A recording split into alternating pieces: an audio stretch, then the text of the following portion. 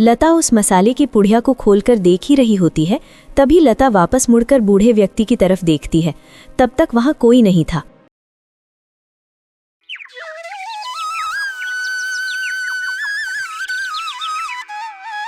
सुनिए जी, आपकी तबीयत तो बिगड़ती जा रही है। बताइए, पहले मैं आपकी दवाइयों का इंतजाम करूं या फिर घर घर चलाऊं? मुझे तो कुछ समझ नहीं आ रहा। लता, तुम हिम्मत मत हारो। अगर आज मैं पलंग से उठ पाता तो जरूर काम करता। तुम बहुत अच्छी हो जो तुम मेरा साथ दे रही हो। आखिर तुम बच्चों को पढ़ा रही हो ना, बस इतना ही काफी है।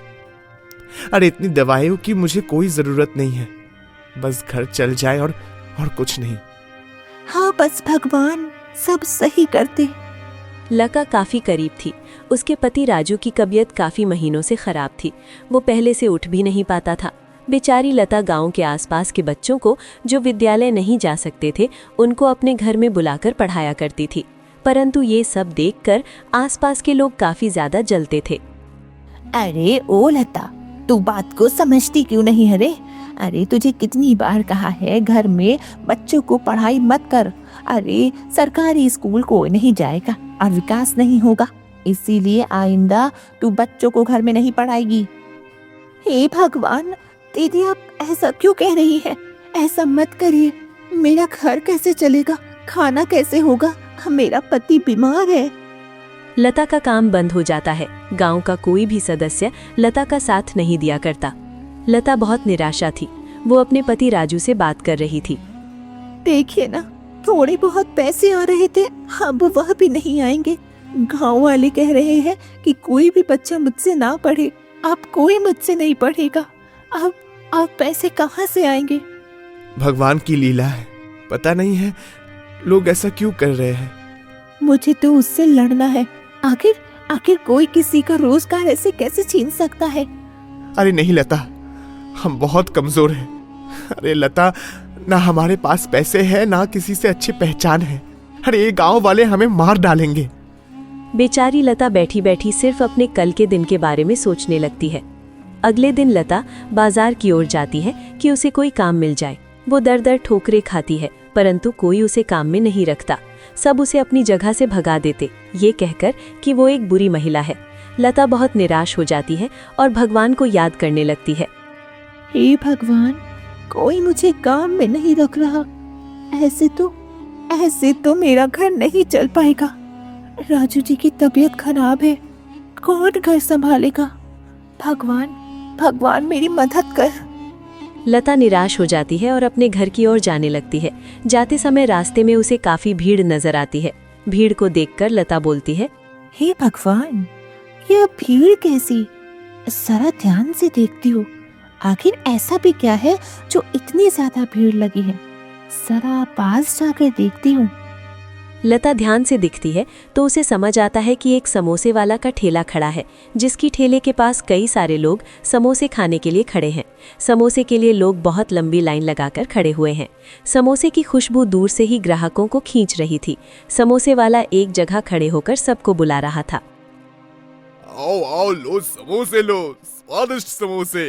एक बार खाओगे तो फिर बार बार खाओगे, हमेशा के लिए याद रखोगे ये स्वाद। आओ आओ। समोसे की खुशबू हर जगह फैली हुई थी। हरी चटनी के साथ समोसे और भी स्वादिष्ट लग रहे थे।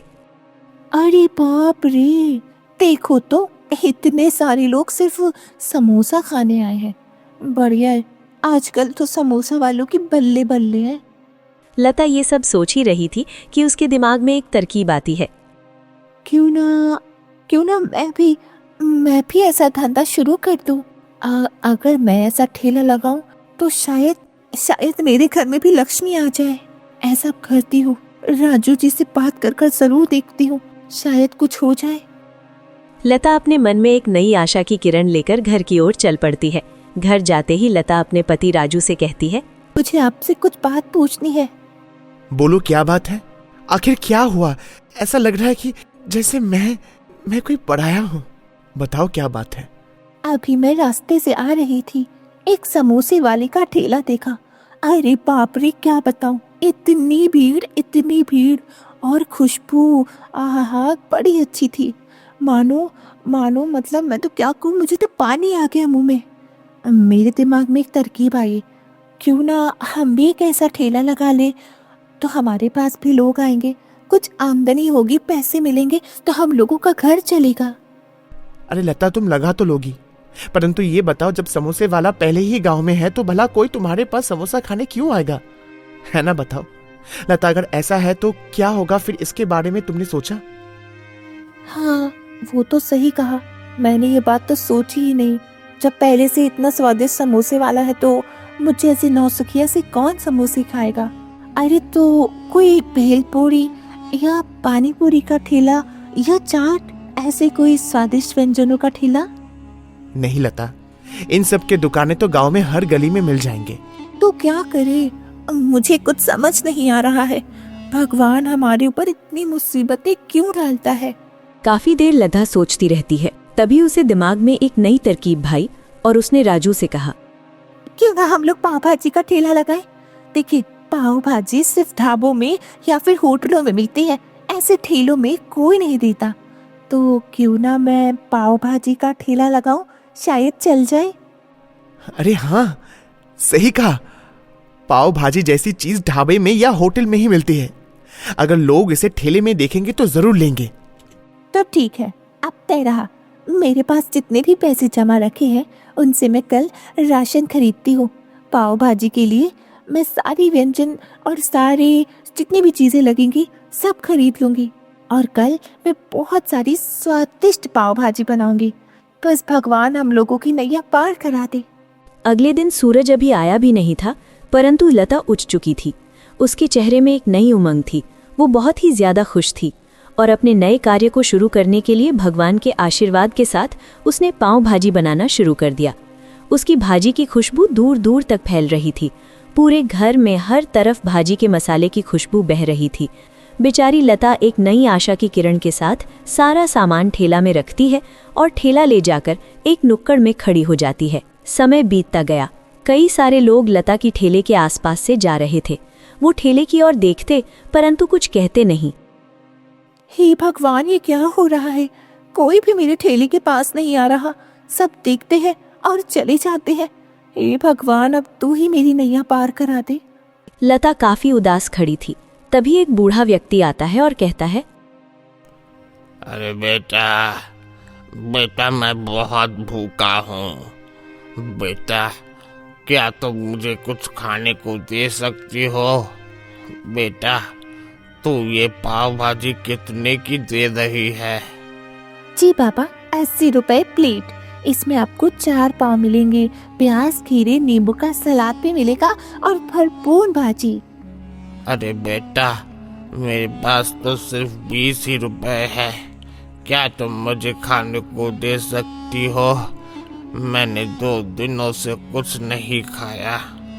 हे भगवान, इनको मैं 20 रुपए में कैसे दे दूं? 80 रुपए की प्लेट, भला 20 में? इसमें मेरा क्या फायदा? खैर छोड़ो, मेरे पहले हैं तो इनको दे देती हूँ। बेचारे काफी बूढ़े लग रहे हैं और कुछ कमा भी नहीं पाते होंगे। मैं इनको दे देती हूँ मुफ्त में। पहले ग्राहक जो है। पापा, आप मुझे 20 रुपए मत दीजिए, आप भरपूर खाना खाइए। उसे पूरे व्यक्ति को खाना खिला देती है। तुमने मुझसे 1 भी रुपया नहीं लिया। ये देखकर मुझे काफी प्रसन्नता हुई। अरे तुम काफी ज्यादा परेशान थी, पर तब भी तुमने 1 भी रुपया नहीं मांगा। ये लो, ये है मसाला। इस मसाले को मेरी आशीर्वाद समझ के रख लो। इस मसाले को मेरा आशीर्वाद समझ के रख लो। इस मसाले को बस अपनी पाव भाजी में छिड़क देना, फिर देखना कैसा जादू होगा। लता उस मसाले की पुड़िया को खोलकर देख ही रही होती है। तभी लता वापस मुड़कर बूढ़े व्यक्ति की तरफ देखती है। तब तक वहाँ कोई नहीं था। अरे बाबा, पापा कहाँ गए? अभी तो यही थे। पर खैर छोड़ो, अभी मेरे पास एक भी ग्राहक नहीं आया। मुझे तो बड़ी चिंता हो रही है, कहीं मेरी पाव भाजी खराब न चली जाए। लता कुछ नहीं समझ पाती। परंतु उस मसाले को वो थोड़ा थोड़ा पाव भाजी में डाल देती है। उसके बाद मानो खुशबू इतनी तेज थी कि दूर दूर से लोग सूंघ कर आ रहे हैं और सिर्फ आधे घंटे में सारी पाव भाजी खत्म हो गई। ये देखकर लता को बहुत खुशी हुई और उसने भगवान का चमत्कार समझा और वो समझी कि वो बूढ़ा व्यक्ति कोई और नहीं बल्कि भगवान का स्वरूप था। ये सारी बात लता राजू को बताती है। अगले दिन लता खूब सारी पाव भाजी बनाती है। आज मैं बहुत सारी पाव भाजी बना कर ले जाऊंगी, आज ज्यादा बिकेगी। भगवान आपका बहुत बहुत शुक्रिया, आपने मेरा साथ दे दिया। लता दोबारा से उस मसाले को पाव भाजी में छिड़क दिया और खुशबू फिर से बढ़ गई। स्वादिष्ट पाव भाजी कुछ देर में बिक गए। अरे दीदी, आपके छोले भटूरे की तो बड़ी अच्छी खुशबू आ रही है, जरा एक प्लेट देना। वैसे कितने के दिए? 80 रुपए के एक प्लेट है, पाव भाजी सब कुछ मिलेगा। भाई जल्दी दो, बड़ी भूख लग रही है। बहुत अच्छे हैं और स्वादिष्ट पाव भाजी है। ग्राहक बहुत प्रसन्न हुआ और उसने अन्य लोगों से भी बताया। लता के पास भीड़ बढ़ती जाती थी। ग्राहक एक दूसरे को बताते और लता की ठेले में भी भीड़ लगती। इसी तरह जीवन में अगर मुश्किलें हैं तो उनसे डटकर सामना कीजिए। जैसी लता ने हार नहीं मानी और नई आशा की किरण के साथ नया काम शुरू किया।